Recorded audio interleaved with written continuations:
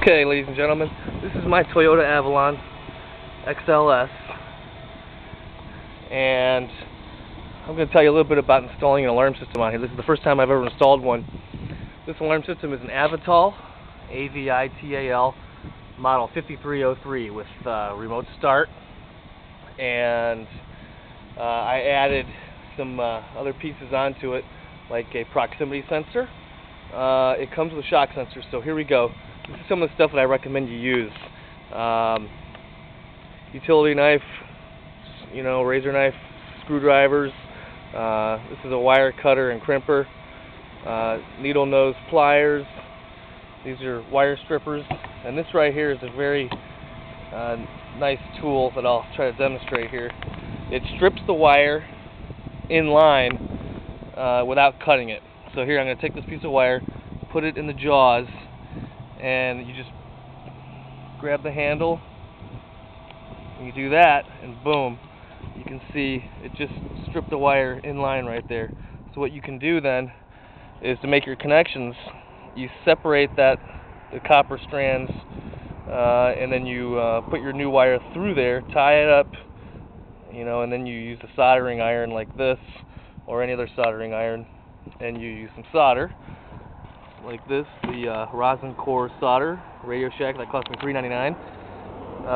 And then when you're done, you tape it with electrical tape, and you also put these nylon zip ties, or wire ties they call them, on there to keep your connection secure, so that the electrical tape doesn't come off in hot weather, and that makes a very secure connection. Let me take you over here and show you what I did. It's not installed all the way. All I have is a basic temporary installation. I just stuck my motion sensor and proximity sensor in here for now. What it is, it's a 508D like dog. 508D like dog by DEI. DEI is Directed Electronics Incorporated, and they make basically all of the alarm systems out there that are any good. The Viper and the I'm trying to get my hood popped here. Anyway, I can't pop the hood because I disconnected the thing at the moment, but right there you can see is my LED where I mounted it. Again, this is a 2000 Totota Avalon. Thought that was a good spot. It's sort of midway up the front windshield, and my windows are fairly tinted on the sides, but the windshield isn't tinted, so it allows for easy visibility of the LED. Basically, without popping the hood, I mounted my siren rather, right about here by the passenger side headlight, and I ran the wires for it.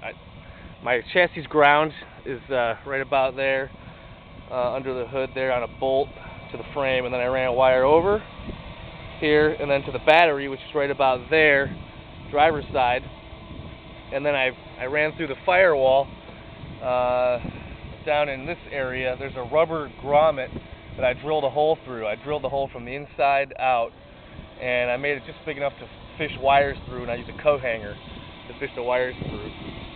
And then I brought the wires in. I'm going to go inside the car here.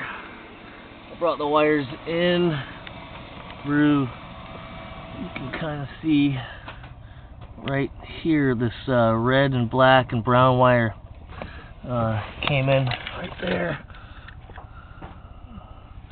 They're coming in, and then I have a wire mess, a rat's nest right now of stuff, including my shock sensor. You can see my shock sensor.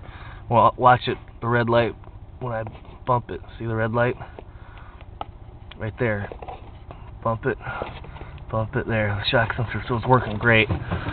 And then again, the proximity sensor, the shock sensor came with this particular alarm, by the way. I just ran the wire kind of down through here, and then it's just up here temporarily. I don't know where I'm going to mount this in the end, but you want to have your proximity or motion sensor, they call it, as close to the center of the vehicle, the center line of the vehicle, as you can. So there you go. That's the basics. I'll post more once I accomplish it. I still need to get into the steering column and tap into my ignition wires for the remote start. That's going to be the tricky part. I have an immobilizer bypass kit already, the 555X by DEI, and I have everything I need. I just need to get in there and do it. Over and out.